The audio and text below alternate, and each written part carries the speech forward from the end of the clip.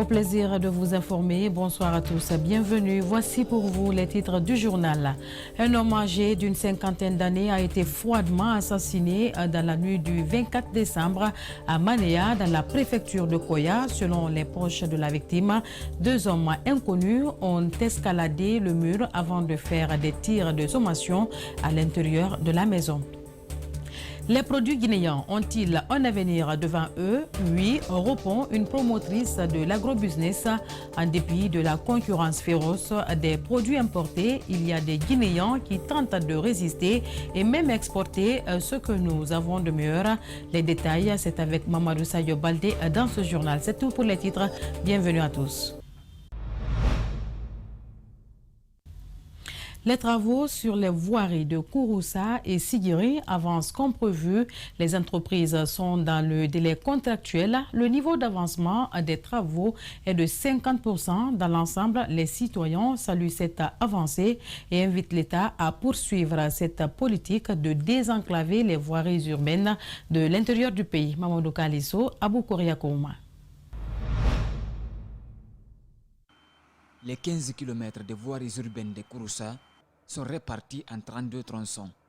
Le nettoyage, le dégagement et la mise en forme sont terminés selon le responsable de Béjec. 7 km 500 sont imprégnés. 3 km déjà revêtus. Les ouvrages d'assainissement sont exécutés simultanément. Vraiment, la population est contente. Vraiment, nous sommes largement contents pour son travail du champ. Donc, c'est une acte fière à remercier de la part du président Alpha Condé. La commune urbaine de Sigiri a bénéficié de 15 km 600, répartis en fonction des besoins et la densité de la population. 5 km 200 sont déjà bitumés. Le terrassement est en cours sur d'autres axes qui seront revêtus en janvier 2021 selon l'entreprise.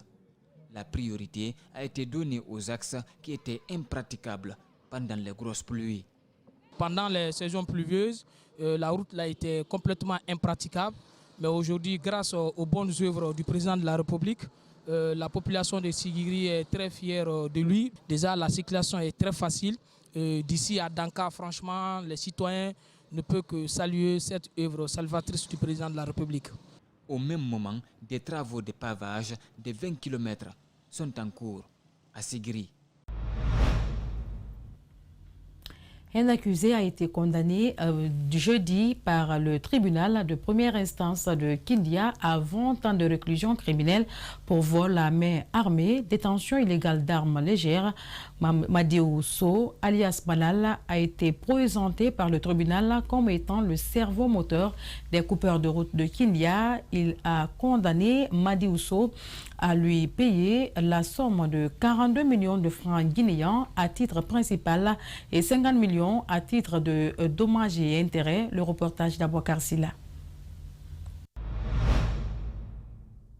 Ce jeudi, 3 dossiers criminels étaient inscrits au rôle de l'audience. Mais sur les 3, c'est seulement un qui a été examiné par le tribunal de première instance de Kindia. Tous poursuivis pour vol à main armée, détention illégale d'armes légères. Les accusés Madiou So alias Malal et Alpha Omar Bari ont été situés sur leur sort après avoir passé plusieurs mois à la prison civile du Kindia. Alpha Omar Bari, lui, a été acquitté par le tribunal pour des délits non constitués. Quant à Madiou So, il a été condamné à 20 ans de réclusion criminelle. Une sentence que l'avocat de la défense trouve trop sévère à l'endroit de son client. Et il a été signalé, il n'a pas été pris la main dans la pâte. Mais c'est à travers les informations que beaucoup de parties civiles sont venus dire qu'ils ont été attaqués. À la barre, Madiou So a reconnu les faits de l'enquête préliminaire jusqu'à l'audience. Une audience qui a connu la participation de plusieurs connaissances et proches des accusés.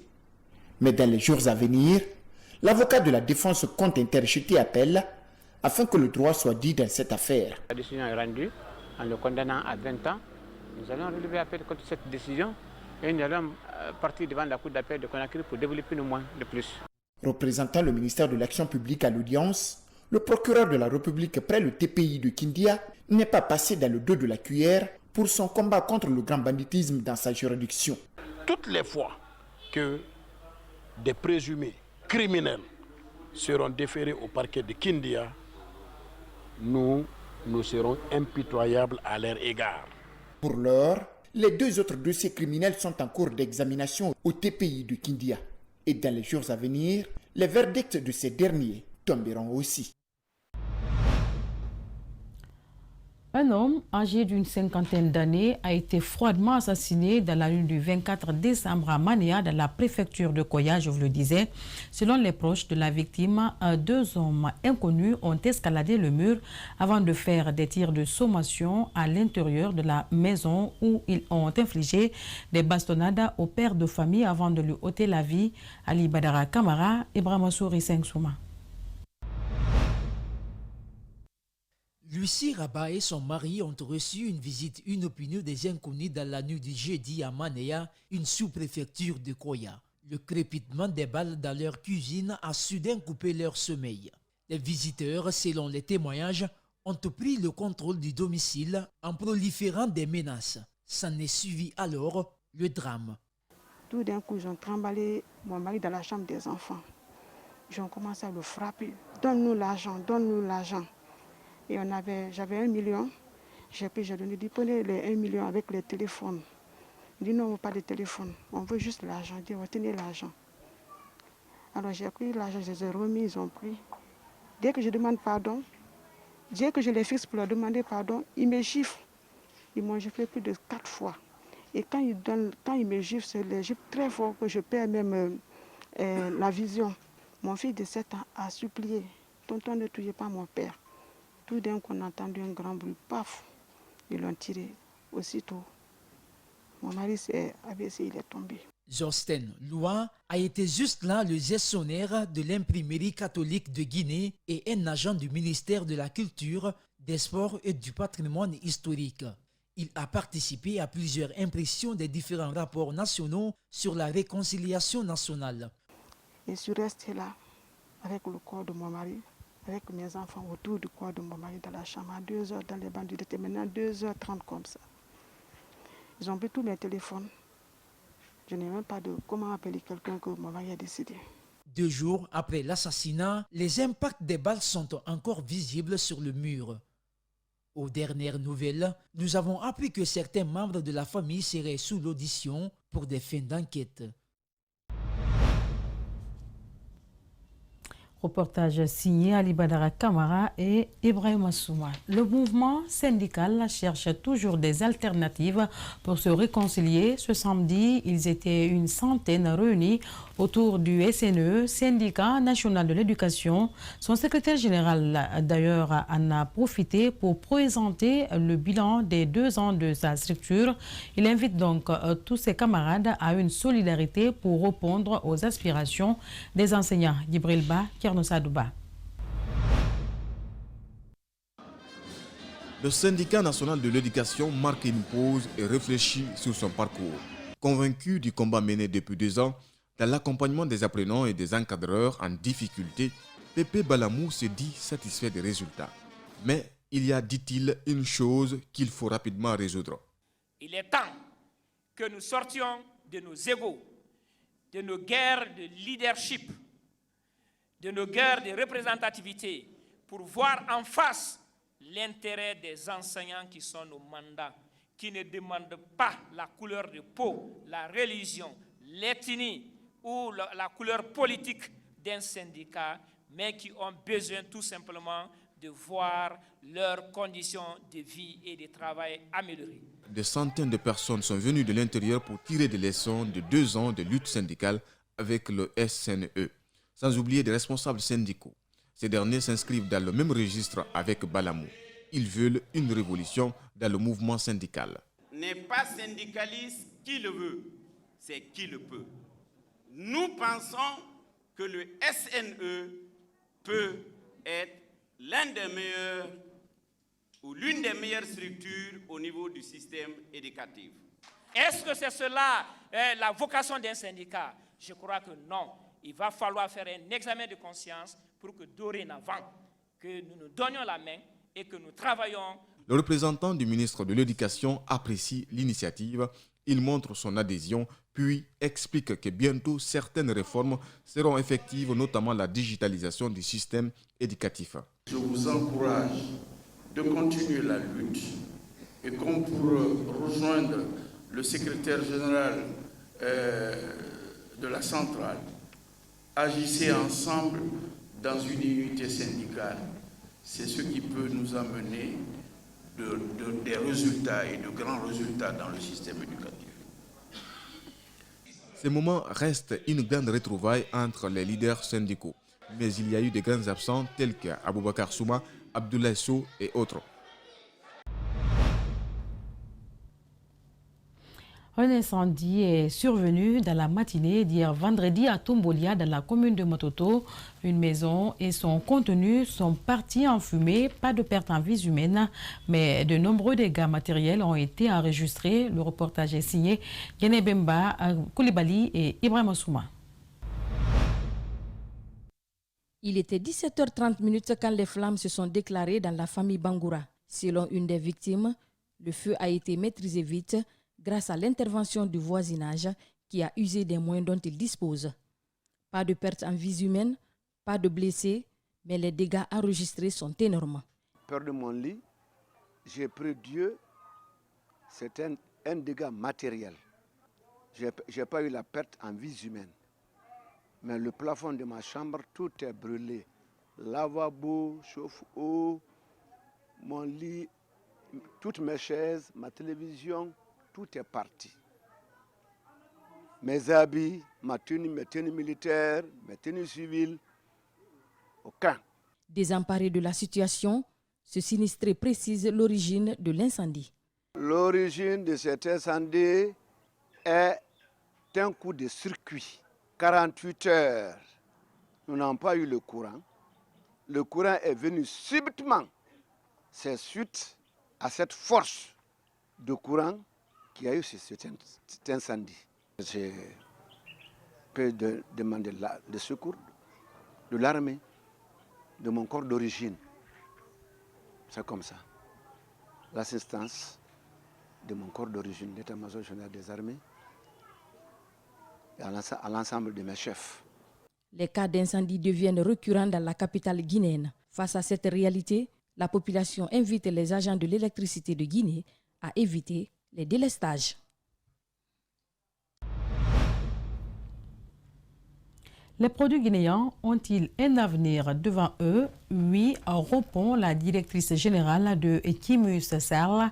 En dépit de la concurrence féroce des produits importés, il y a des Guinéens qui tentent de résister et même exporter ce que nous avons de meilleur. À la foire internationale de Conakry, une compatriote décide de mettre en valeur le piment, le miel, l'huile de palme, entre autres, dans des emballages qui défient toute concurrence. Mamadou Sadio Baldé, Ablay Camara, reportage. Nous sommes au grand marché de Conakry à Dabondi, dans le pavillon C, au magasin 3, numéro 003. La confiance, les consommateurs en ont besoin avant d'engager leur argent. À l'image des autres pays, la société Kimus Serl décide de faire la différence sur 3 tableaux: la sélection, l'emballage et le prix.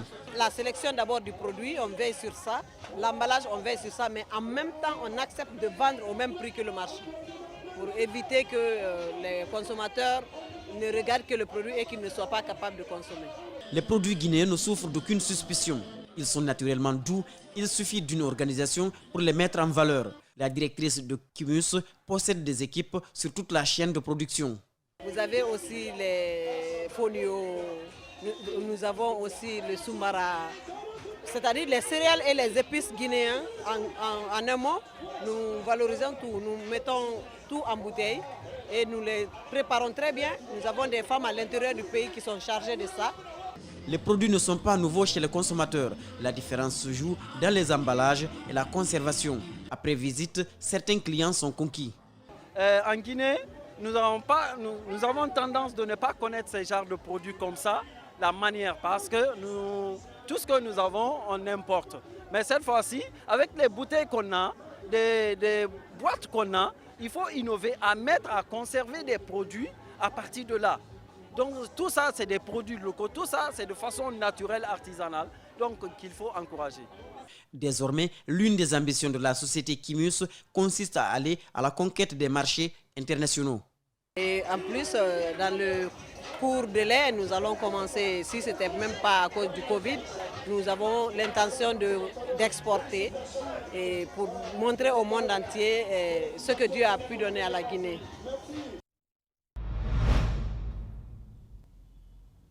Une mosquée de 1000 places a été inaugurée hier vendredi à Kapororaï, dans la commune de Ratoma. L'infrastructure est bâtie sur une superficie de 1037 mètres carrés pour un coût estimé à 3 milliards 175 millions de francs guinéens.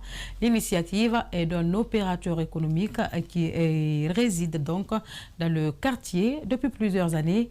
Ali Ouba et Ali Badara Kamara nous signent ce reportage. C'est une mosquée dont la capacité d'accueil est d'environ 1000 places.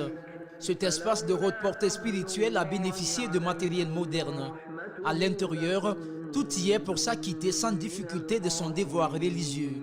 Des tapis modernes, des climatiseurs et des ventilateurs. Le tout accompagné par une collection de Corans désormais disponible pour les lecteurs. Coût de la réalisation, 3 milliards 175 millions de francs guinéens.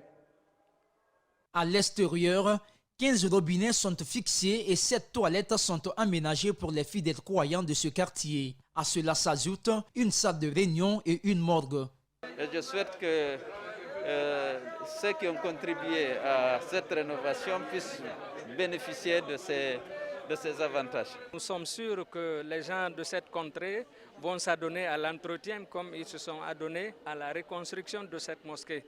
Après plus de 20 ans d'attente, le rêve des habitants est enfin réalisé. La finition des travaux de construction démarrés depuis 1990 n'est plus une préoccupation majeure pour ces croyants. Vous savez que si vous savez que quand vous restez dans la vie, un jour vous allez partir, il faut toujours travailler pour au-delà. Ce qui m'a motivé d'assauver la mosquée. Des forages installés dans les différents secteurs, son donateur invite les autres à lui emboîter le pas. Ils sont déjà à Conakry pour la 3e édition du Match du Rire, le magnifique Maladamo. Priscille la Dégameuse, côté ivoirien, et Sopedro, Kerno, Mamou et Kapakoudou ont égayé le public guinéen hier vendredi. L'idée est de raffermir les liens culturels et amicaux entre la Guinée et la Côte d'Ivoire. Alseni Barry commente les images de l'équipe de production d'Espace TV. Papa Adam, il a créé le groupe WhatsApp avec les animaux et les dans les paradis. Les gazelles, les moutons, les éléphants, tout ça, il n'y a pas de problème. Dieu, Wallahi. Ils étaient attendus et ils ont répondu présent. Le magnifique Maladamo, Priscille la Dégameuse, côté ivoirien, et So Pedro, Tchernomamou et Kabakoudou ont marqué le public guinéen. Des vannes, parfois des attaques, tout y est. D'ailleurs, Al-Soirée l'avait prédit ce vendredi, avant leur prestation. Imam Baris, il fait comme ça. Il n'y a pas 5 millions. Il touche ici, il n'y a pas 5 millions. Il touche en haut, il n'y a pas 5 millions. Il soulève tapis là, il n'y a pas 5 millions. Imam Baris dit Assalamu alaikum wa rahmatullah. Assalamu alaikum wa rahmatullah. Toutes ces personnes venues, à part ATT qui vient pour sa première fois en Guinée, tout le reste, ils sont chez eux, ils sont plusieurs fois venus à différents événements et nous sommes très contents de les recevoir dans le Match du Rire 3, qui j'espère sera une très belle édition qui va réunir beaucoup de Guinéens autour de la sensibilisation, autour de la pandémie, autour du rire. Ici, il ne s'agit pas d'un duel, mais d'un amusement, une manière de solidifier les rapports entre la Guinée et la Côte d'Ivoire. Pour certains, la comédie est un moyen plus adapté que la diplomatie pour concrétiser cette volonté. Magnifique est très content, mais ce ne sera pas le cas à la fin de ces deux événements, c'est-à-dire aujourd'hui et demain. Parce que comme à la première édition, je vais l'obliger à rester chez lui, il va rentrer fâché. Parce que première édition, il est rentré fâché. Il a dit, mais C'est qui le petit saut là? La deuxième séance s'est terminée ce samedi au Palais du Peuple par un match grand public au grand bonheur des fans.